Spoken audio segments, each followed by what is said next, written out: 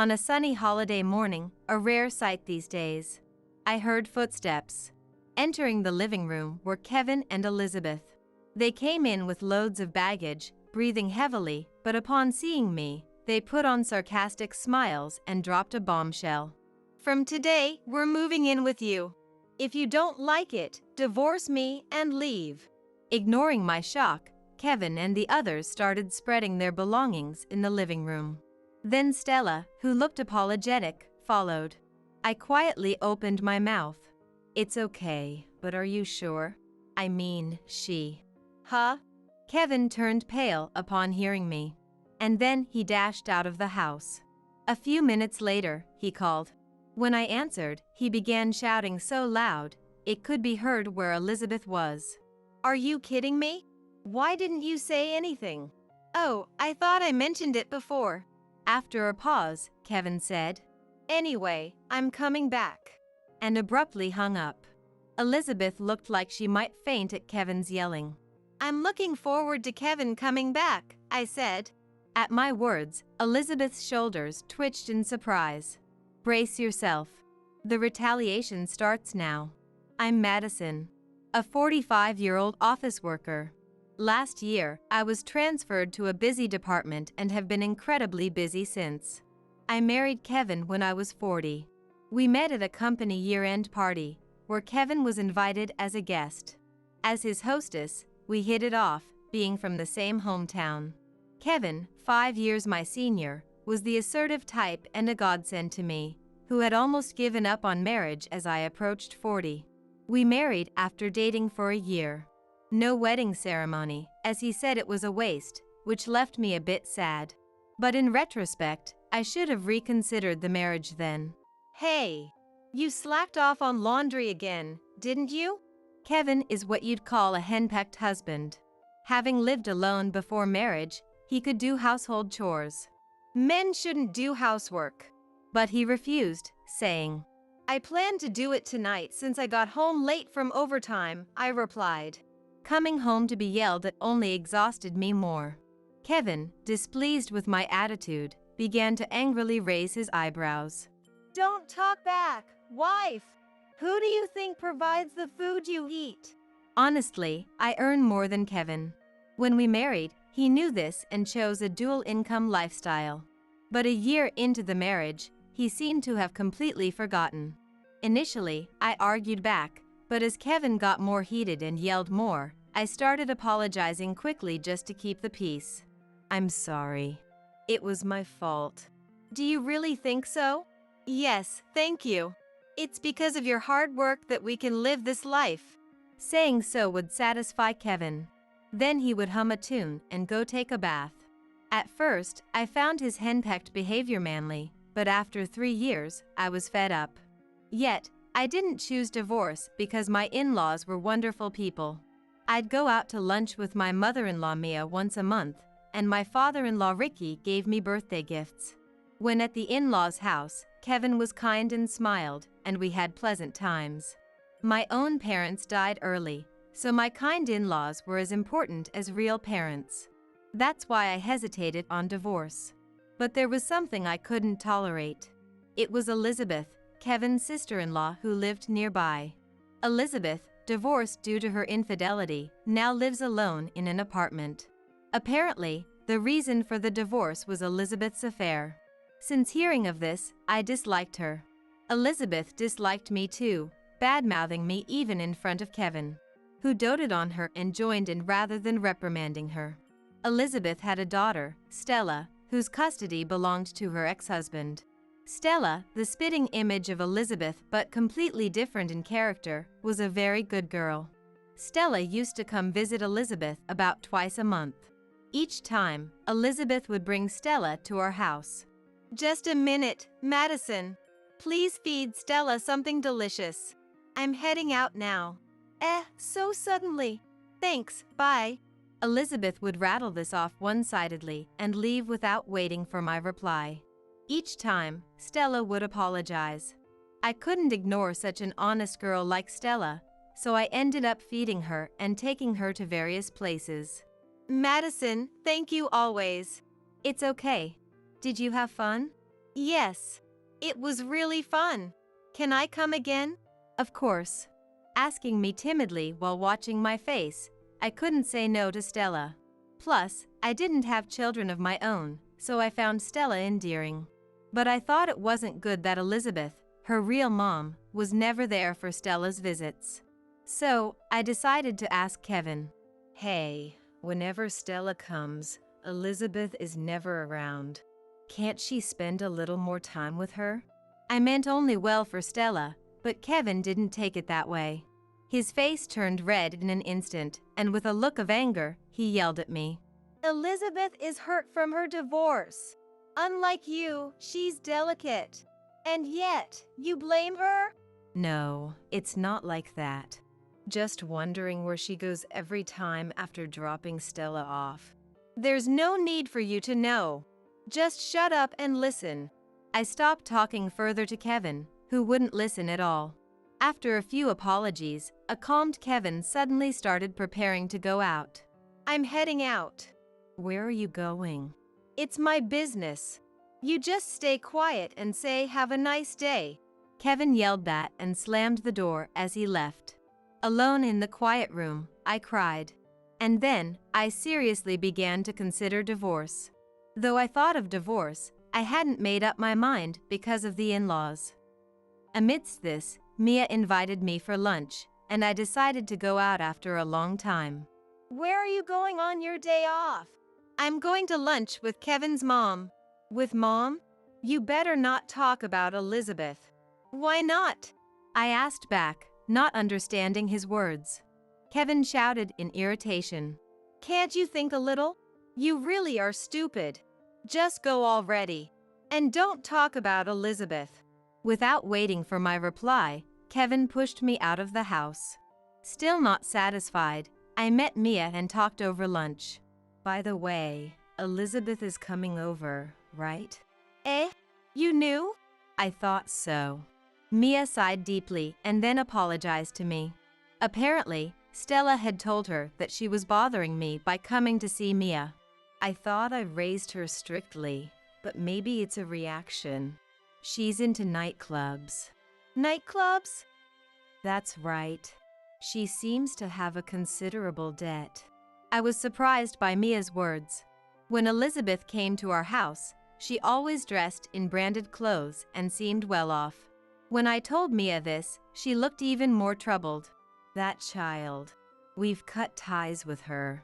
So, Madison, you should too.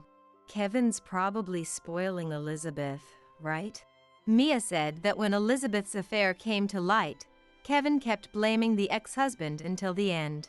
He even paid off her debts once, I learned, and that was an eye-opener for me. I'm thinking of divorcing Kevin. I'm sorry for the trouble. That's right. I'll support you, Mia said, holding my hand. Thinking how it would be if my mom were alive, I started planning for the divorce. The preparations progressed meticulously so Kevin wouldn't notice. Hoping to awaken Kevin to reality, I casually mentioned Elizabeth's debts, but Kevin wouldn't listen. Instead, facing Kevin's yelling, I found I could no longer feel love for him.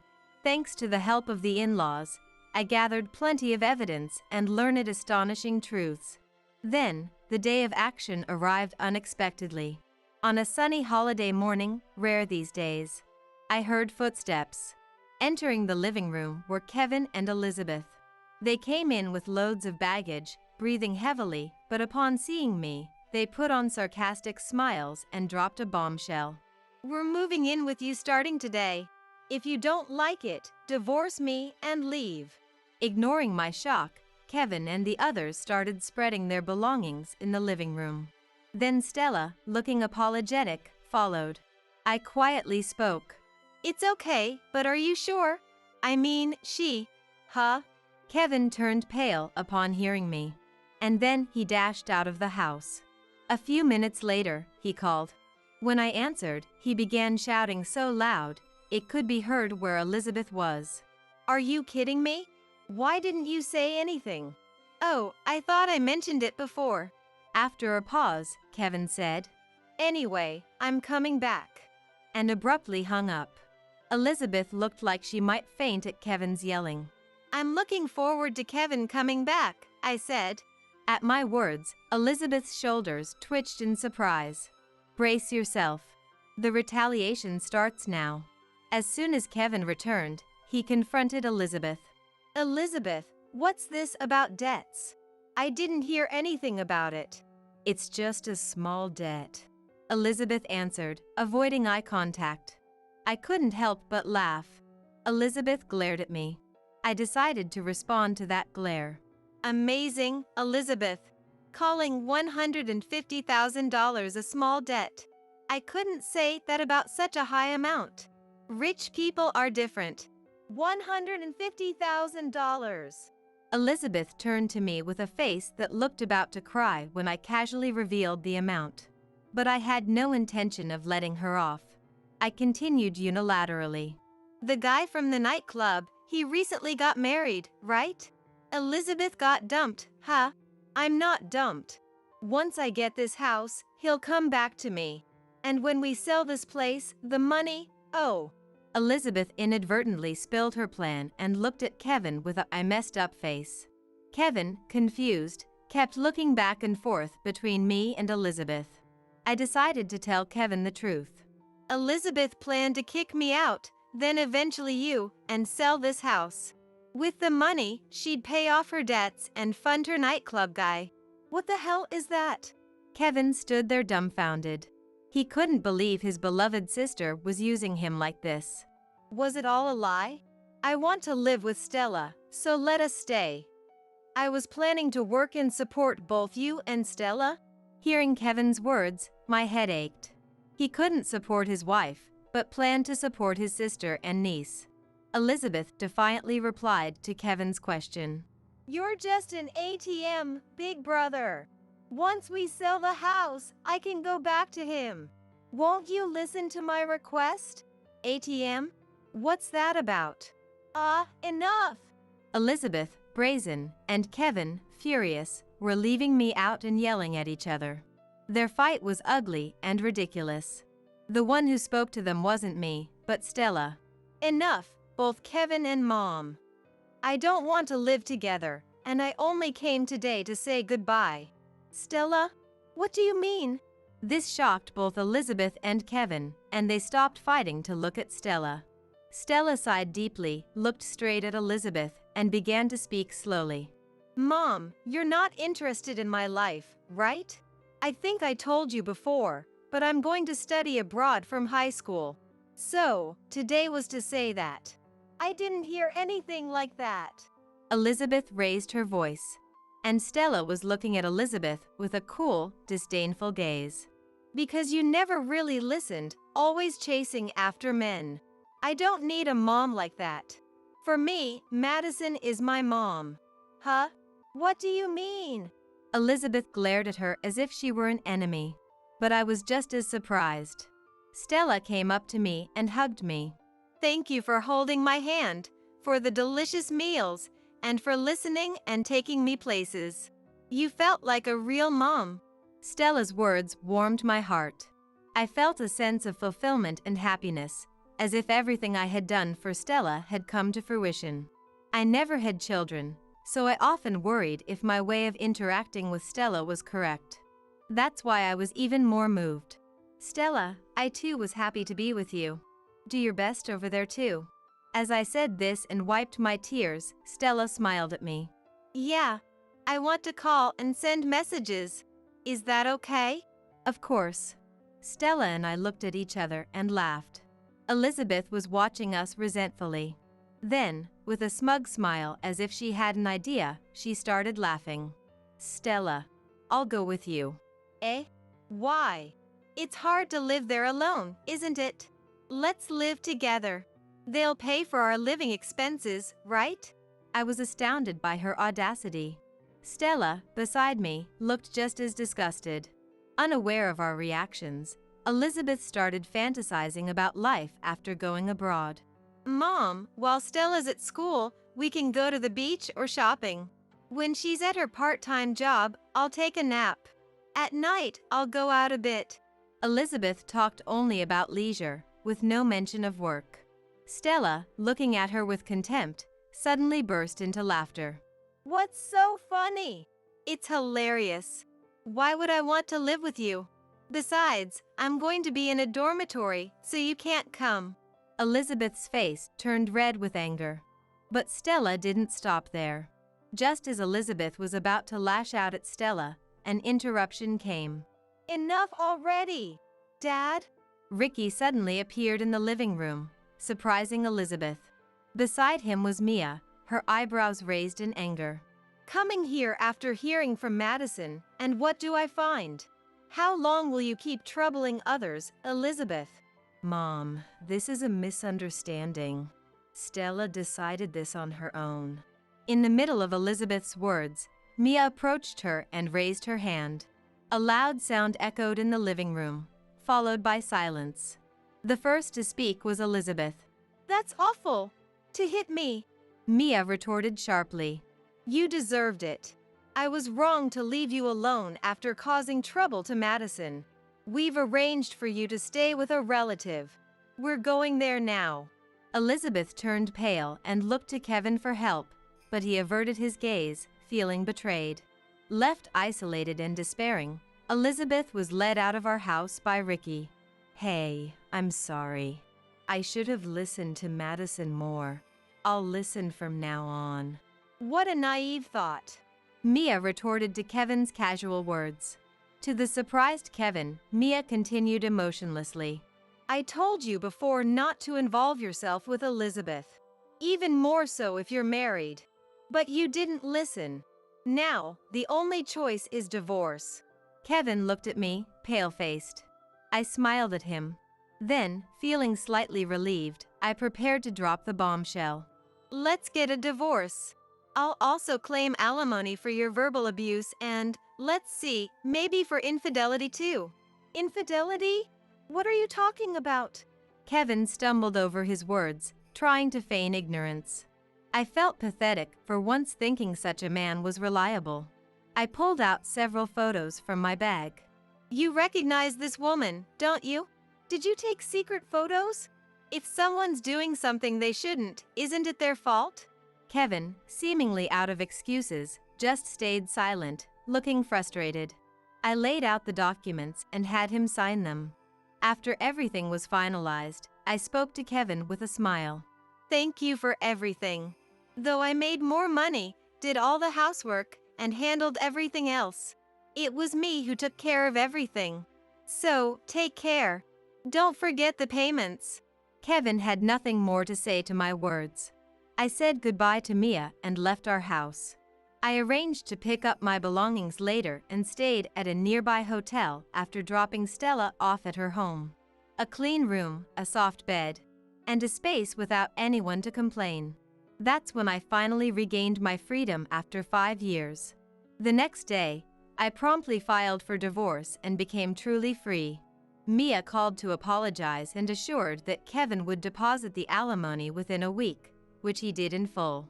Since Kevin had little savings due to giving money to Elizabeth, the in-laws had paid the alimony in advance. Regarding this, they'll get Kevin to repay it in full, so don't worry, they told me. Kevin lost his job and was sent to live with a different relative. He ended up on a farm, working from dawn to dusk without holidays. Escape was impossible without a car, and the mountain roads were too much for Kevin, who had never driven them. I thought it was tough, but didn't feel sorry for him. Kevin's affair partner was a club girl who only saw him as a paying customer. She didn't even know he was married and apologized when I met her. She even returned the branded bags Kevin had given her, which I sold and used the money for lunches with Stella. Elizabeth was sent to live with relatives near the sea, working from sunrise every day. Her once well-maintained hair and nails were now completely ruined. Apparently, she had fallen behind on child support payments for Stella, and the relatives had covered it, so now she worked unpaid. I could only hope she might change her ways. Stella, meanwhile, successfully went abroad and now lives in an overseas dormitory. She's gotten close to a girl she shares a room with, and I receive messages about their daily adventures.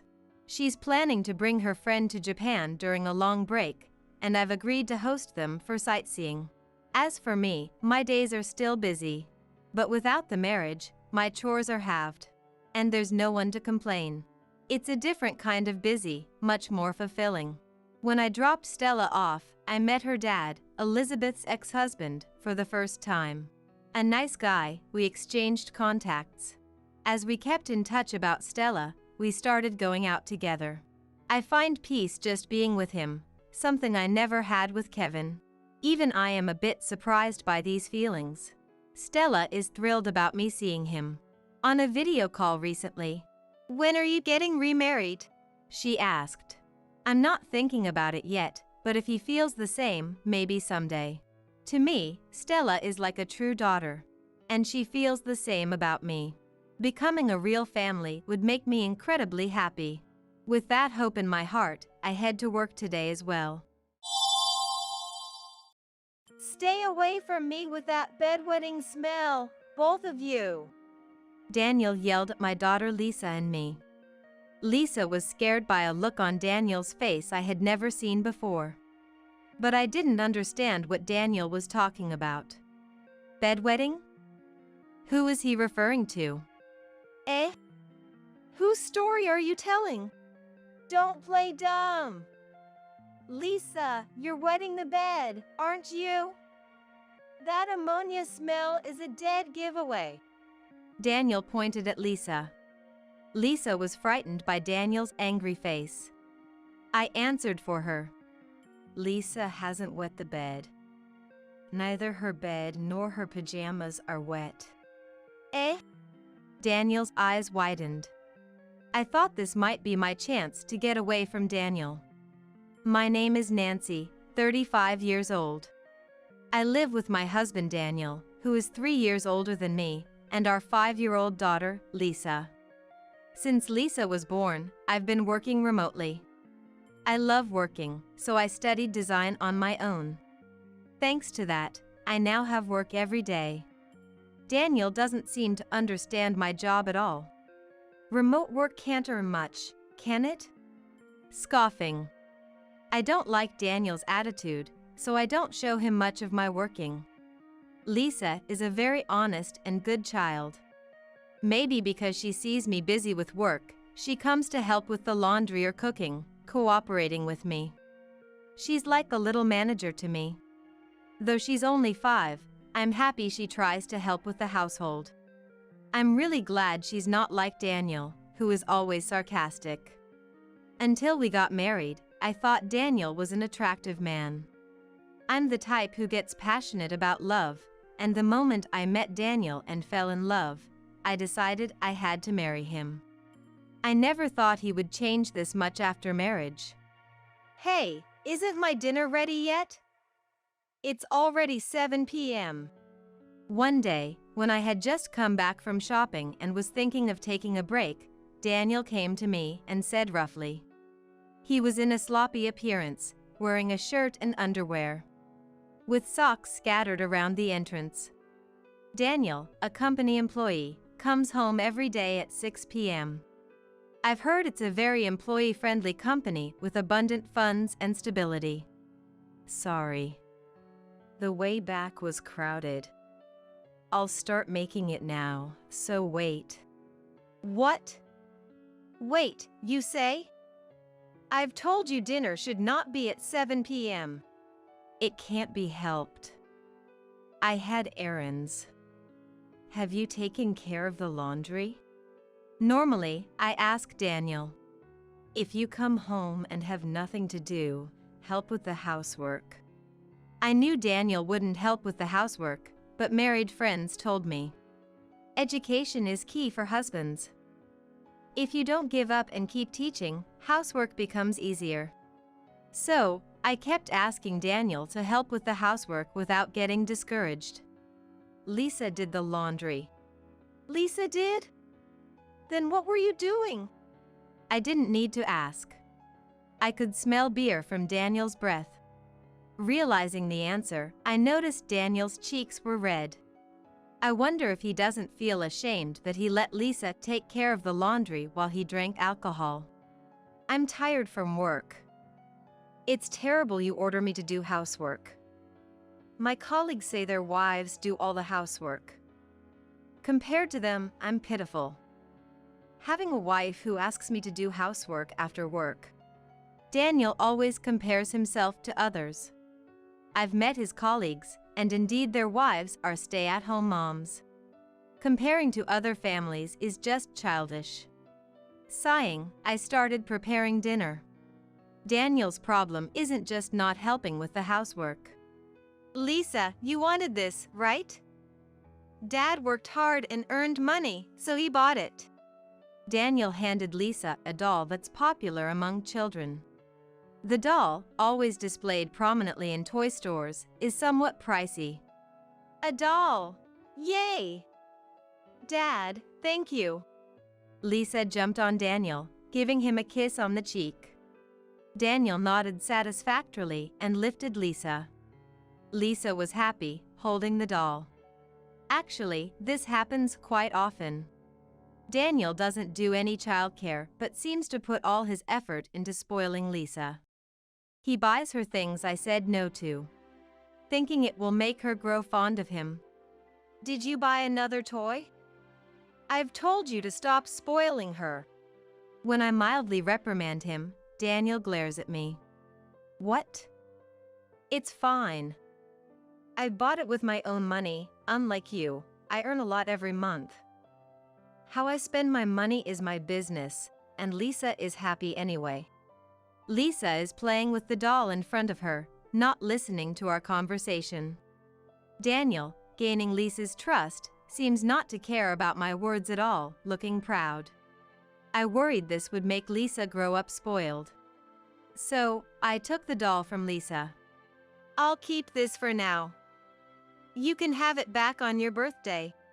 Why? Lisa voiced her discontent at having the doll taken away. This is something Dad worked hard to buy for you. It's better to receive it on a special day, right? Okay. Surprisingly, Lisa nodded in agreement. Daniel muttered his dissatisfaction. What is it? But I felt relieved inside. It was good that Lisa understood. In that place, how about we go somewhere fun next Sunday?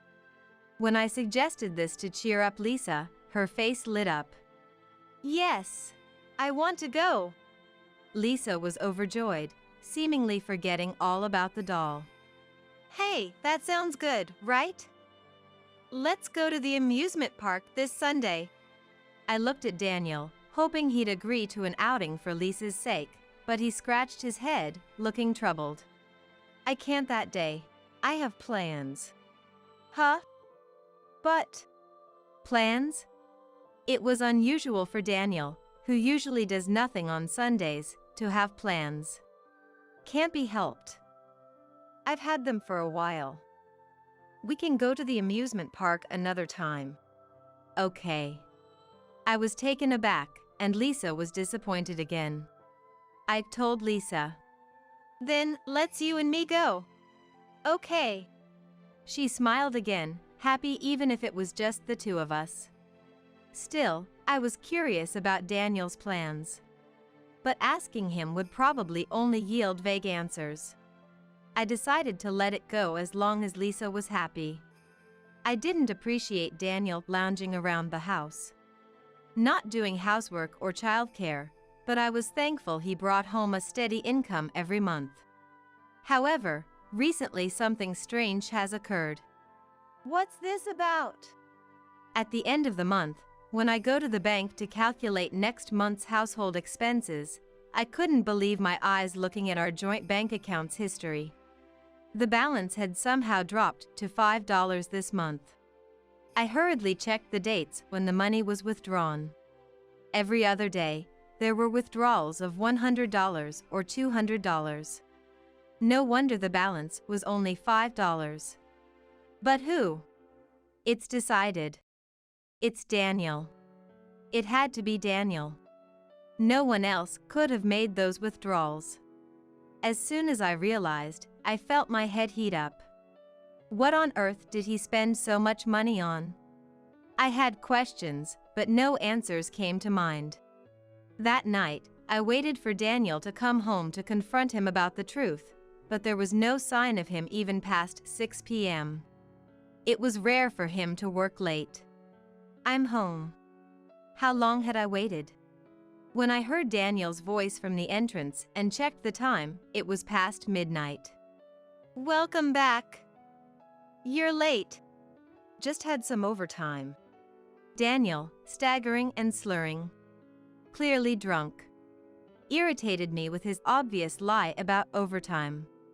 You could have told me you'd be late. I made dinner. Why do I have to report everything? Figure it out. Useless. I'm tired from work. Unlike you, I don't work as a hobby. Even drunk, Daniel didn't forget to be sarcastic. Realizing he truly despised me deep down, I felt sad. Daniel went straight to bed without showering, rolling into his own room to sleep. Just looking at his sloppy figure made me sigh. I was lying in bed, feeling unsettled about the time I spent waiting for Daniel, and eventually fell asleep without coming to terms with it. The next morning, while I was preparing breakfast, Daniel came storming in, making a lot of noise, fresh out of bed. He approached Lisa, who was watching TV, and roughly said, "Hey! You doodled on the back of this contract, didn't you, Lisa?" "What?" Daniel held out a piece of paper to Lisa. Indeed, there were traces of Lisa's drawings on it. Since Lisa always draws on the back of used paper, it was clear she had simply drawn something as she usually does. "This is an important contract with a client. What are you going to do about drawing such a poor picture on it?" Seeing Daniel glaring at her with a scary face, unlike the Daniel who usually buys her whatever she wants, Lisa looked frightened and shrank back. I'm sorry. I could see Lisa feeling down from across the kitchen counter. I quickly washed my hands and rushed over to her. "Come on, there's no need to get so angry about it." "Of course I'm angry.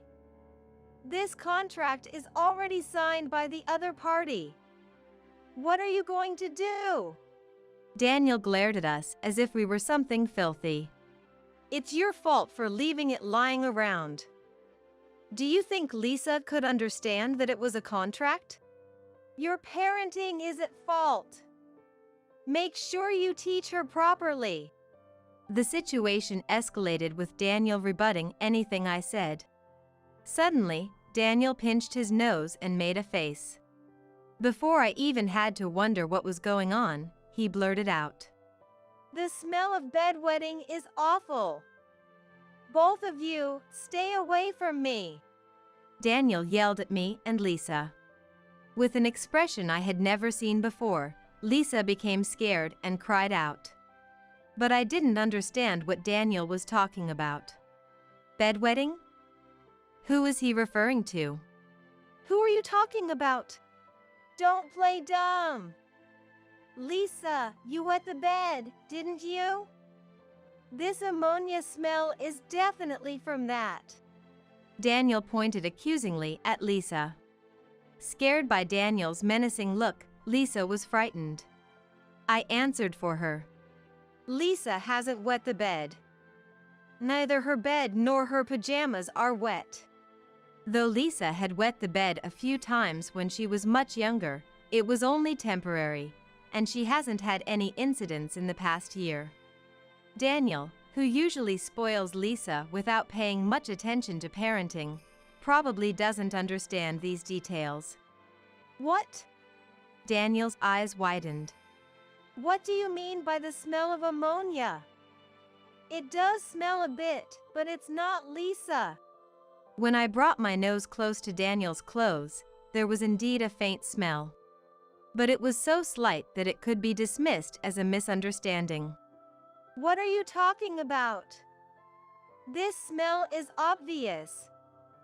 Both of you are annoying me. Just stay away from me, or better yet, leave." Daniel, possibly hungover and not thinking clearly, spoke to us more roughly than usual. I thought this might be my chance to get away from Daniel. Understood. I distanced myself from Daniel and took Lisa's hand. If you say to leave, we will. You take care of the house. As if you could. You'll be back soon because you have no money. Daniel seemed to mock my decision to leave, not believing I was serious. Ignoring him, I began packing our things into a suitcase. Realizing I was serious, Lisa quietly watched me. After finishing packing, I took Lisa's hand and we left the house. Then, goodbye. Yeah, thanks for your efforts. Still mocking me, Daniel waved us off, standing at the entrance. I ignored him and left the house with Lisa. Sooner or later, I thought it was best to distance ourselves from Daniel. It's unfortunate for Lisa to be separated from her dad, but it's for the best. I convinced myself that keeping her near such a dad would have a worse influence. After leaving the house, I called the preschool to let them know Lisa would be absent today. We killed time at parks and cafes until the evening, when I contacted my friend Betty. When I asked if we could stay just for one night, Betty was more than willing, saying, "I wanted to talk to you about something, so this is perfect." Aiming for the time Betty would return from work, Lisa and I went to stay at her place. Sorry for the suddenness. Did I bother you? Not at all. We're supposed to help each other out when in trouble, right? Lisa, want some juice or something? Yeah. Lisa had met Betty a few times before and was fond of her. Betty was very fond of Lisa. Betty offered Lisa a glass of orange juice. Thank you, Lisa said with a smile. Seeing her smile, after being tense all morning, I felt relieved. So, what happened? Running away from home all of a sudden, what's going on? Betty asked about the situation, which made me feel more at ease. I told her about Daniel's overbearing nature and what had happened from last night through this morning. Just talking about it made me feel angry all over again. Betty listened with a solemn face. I figured it might be something like that. I've always had my doubts about Daniel's behavior. And Betty looked at me and Lisa in turn, as if she had something difficult to say. I debated whether or not to tell you this, Nancy. What's wrong? I wondered what Betty was about to say. I'm not sure if I should say this in front of Lisa, but it seems like Daniel is having an affair with a colleague of mine. Hearing Betty's confession felt like a dull shock pressing down on my head. What do you mean? I leaned in eagerly to hear more from Betty. Well, I braced myself as she began to explain. About a month ago, on a Sunday, 3 of us ladies from my department went to the beach. That's when a colleague called over Daniel and his friends. A month ago, on a Sunday? Could that be the day I suggested going to the amusement park and was told he had plans? Suspicion spread through my mind. Daniel came with 2 other guys, and we all ended up playing beach volleyball and having a good time.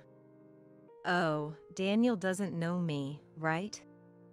I attended your wedding and have seen photos from Nancy many times, but Daniel had no idea I'm your friend. My mouth became increasingly dry, and I kept gulping down water. At that time, Daniel and my colleague Susan hit it off. Susan is beautiful and popular among the men at work. They really clicked and went off together after playing at the beach. I heard from Susan they've met up since then. I'm sorry, I know you might not want to hear this, but I felt I couldn't keep it to myself. I shook my head at Betty, who looked apologetic as she revealed the truth. So, Daniel was cheating. Although surprised, I realized I was surprisingly calm about it. Thank you for telling me. It's an eye-opener. I had been somewhat deferential to Daniel because he worked outside the home. But after hearing Betty's story, I realized there was no need for any deference. I won't go back to Daniel. I'll make sure he regrets this. If that's the case, I'll help too. Susan works in the same place as me, so maybe I can find out something. Betty and I looked at each other, firm in our resolve. The next day, I left Betty's house to get my hands on some documents. I'd be living in a hotel for a while, but I managed to secure a cheap rental apartment, and I'll be moving in soon. Betty had been asking Susan questions too. Susan, who adores Betty like a sister, apparently answered everything she asked. I was astonished by what I learned. Filled with anger, I waited patiently for the right time to act. Then, the day for retaliation finally arrived. Betty told me that Susan was planning to visit Daniel's house, my house, today. I left Lisa with Betty and headed to my own home. It had been exactly a month since I left, and it somehow didn't feel like my home anymore. Seeing a pair of heels at the entrance confirmed my suspicions. Just imagining what kind of conversation the two inside might be having gave me goosebumps. I quietly opened the living room door, but no one was there. Listening closely, I could hear a woman's voice from the bedroom. Hearing that, I burst into the room, my face turning red with anger. Daniel, so you were cheating after all. The sudden appearance of me startled the naked man and woman, who screamed and looked at me. What the hell are you doing? Who is this person? Ignoring the panicked couple, I calmly took out the divorce papers from my bag. Today, I came to deliver this. Here. I threw the divorce papers at Daniel's body as if to slap him with them. What's this? Showing up out of nowhere and handing me something like this. Are you crazy? If anyone's crazy for thinking this situation is abnormal, it's definitely Daniel and Susan. But knowing that rational arguments wouldn't get through to unreasonable Daniel, I continued. You withdrew money from our joint bank account, didn't you?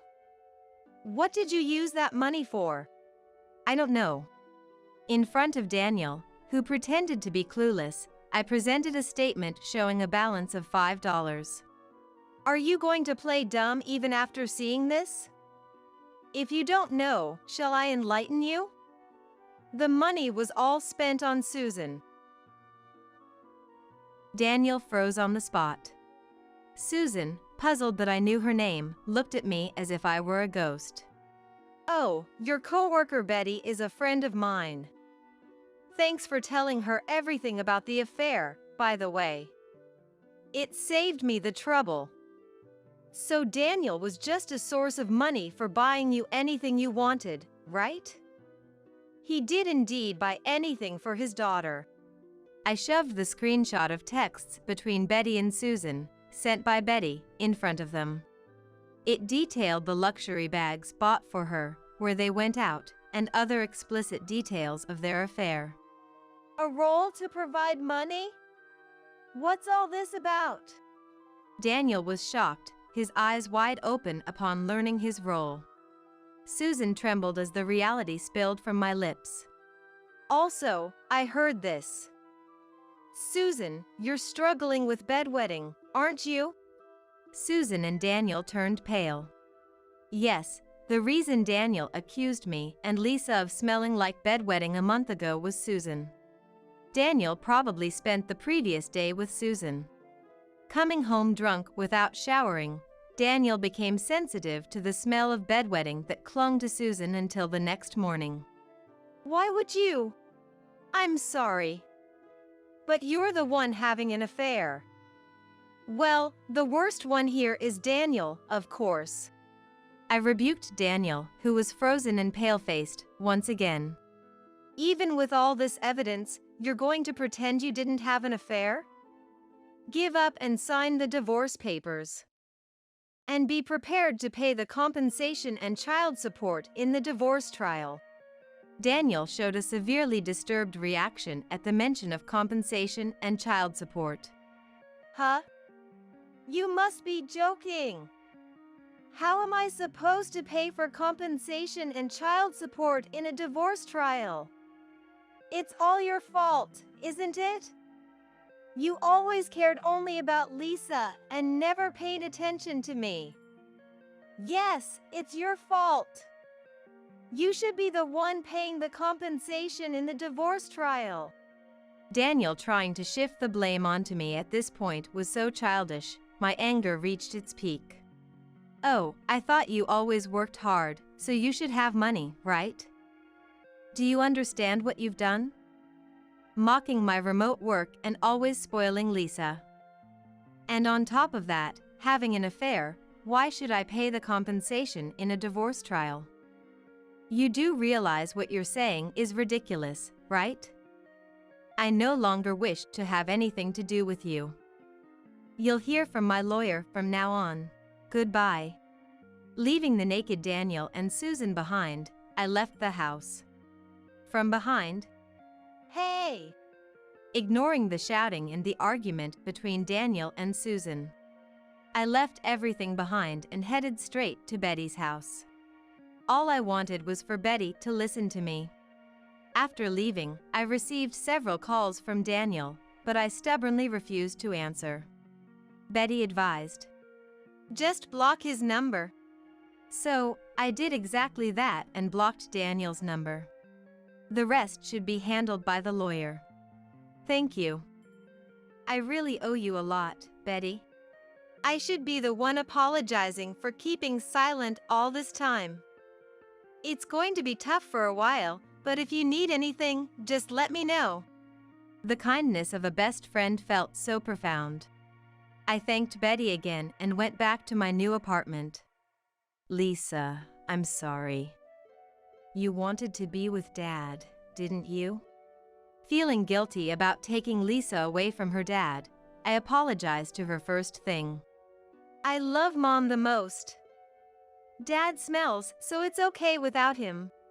Lisa's innocent response was both funny and endearing. A few weeks later, Daniel and I successfully divorced. I received $30,000 in compensation from the divorce trial, and he agreed to pay child support monthly. Susan seemed to have been involved with other men at the company as well and left the job after becoming uncomfortable staying there. Of course, she and Daniel had a fight and broke up soon after that incident. Daniel, having lost his family and mistress, ran out of money and credibility, lost his motivation for work, and was forced to resign. Now, he's working part-time in cleaning, struggling to pay off his debts. I can't feel sorry for him, it's entirely his responsibility. On the other hand, my remote work is going well, and I now earn over $4,000 a month.